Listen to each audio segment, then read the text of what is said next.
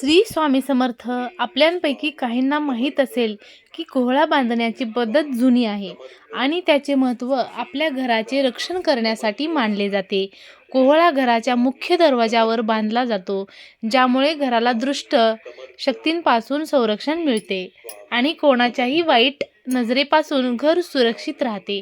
घरात, दुकानात अथवा व्यवसायाच्या ठिकाणी येणाऱ्या वाईट शक्ती व नजरदोष यापासून सगळ्यांचे रक्षण करण्यासाठी कोहळा हा लावला जातो किंवा बांधला जातो.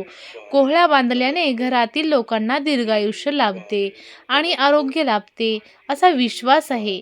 तो घराच्या बाहेर बांधला जातो, कारण यामुळे दृष्टी शक्ती घरात प्रवेश करू शकत नाहीत आणि नजरदोषापासून रक्षण होते. कोहळा बांधण्याची पद्धत. कोहळा घरात आणताना तो स्वच्छ पाण्याने धुवावा आणि स्वच्छ कपड्याने कोहळा पुसावा. नंतर कोहळ्यावर दोन्ही बाजूंनी ओम आणि स्वस्तिक चिन्ह काढून घ्यावे. त्याची विधिलिखित पूजा करावी. यथासांग पूजा करून गंध, अक्षदा, हळद कुंकू आणि फुलांनी त्याची पूजा. काजळ रेष. कोहळ्यावर काजळाने एक रेष ओढावी, जी दुष्ट शक्तींपासून रक्षण करते. मुख्य दरवाज्यांवर बांधणे. हा कोहळा लाल वस्त्रात बांधून मुख्य दरवाज्यांवर लटकवावा, जेणेकरून तो सर्वांना दिसेल. सण किंवा विशेष दिवस. कोहळा शक्यतो शनिवारी किंवा अमावस्येला बदलावा. आणि त्याच्या ज्या काही महत्त्वाच्या टिप्स आहेत त्या पुढील प्रमाणे आहेत.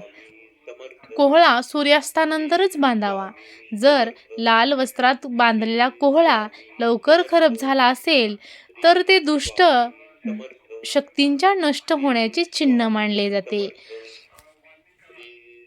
कोहळा टांगल्यानंतर कधीकधी 8 दिवसांच्या आत खराब होतो, कारण अशुभ ऊर्जा सामावण्याची त्यांची क्षमता संपलेली असते. अशा वेळी कोहळा सडतो, त्यातून पाणी गळते.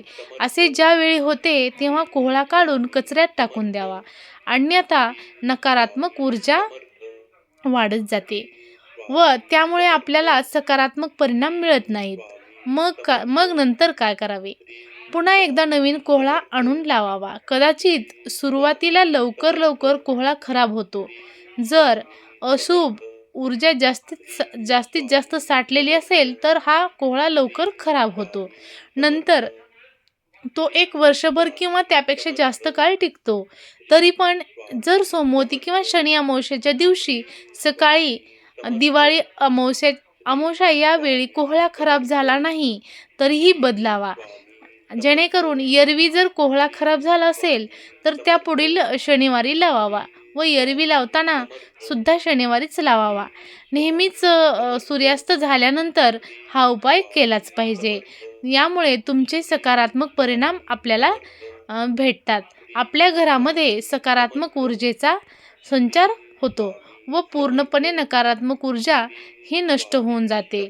आणि त्यामुळे कोहळा लावताना सूर्यास्तानंतरच लावावा, कारण कोहळा घरात किंवा व्यवसायाच्या ठिकाणी, जेणेकरून तुमचं एखादं कशाचं दुकान असेल, ब्युटी पार्लर असेल किंवा आणखी बरंच काही, लावताना त्यावर बाहेरून आलेल्या लोकांची नजर जायला हवी व लावताना बाहेरची व्यक्ती त्याच्या खालून आली पाहिजे.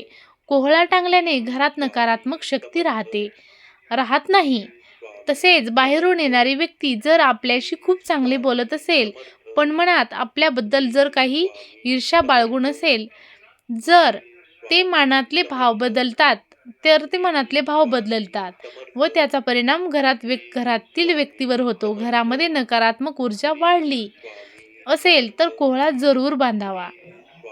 कोहळा बांधल्यामुळे खूपच चांगले शुभ परिणाम आपल्याला पाहायला भेटतात. जर कोहळा बांधला नसेल तर चिडचिड वाढते. घरामध्ये माणसात माणूस राहत नाही. एकमेकावर ओरडणे वगैरे असे छोटे ताणतणाव निर्माण होतात.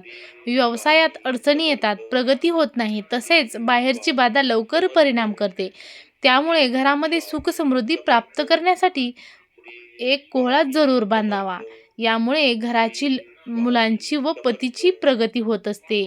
आपल्यावर जलन करणाऱ्या लोकांची संख्या हळूहळू कमी होऊ लागते. चला तर मग बघूया. धन्यवाद. श्री स्वामी समर्थ. जय जय स्वामी समर्थ. तुम्हाला जर आमचा व्हिडिओ आवडला असेल तर जास्तीत जास्त शेअर करा आणि आमच्या चॅनलला प्रोत्साहन देऊन आमच्या व्हिडिओला सपोर्ट करा. श्री स्वामी समर्थ. जय जय स्वामी समर्थ. स्वामी समर्थ. श्री स्वामी समर्थ.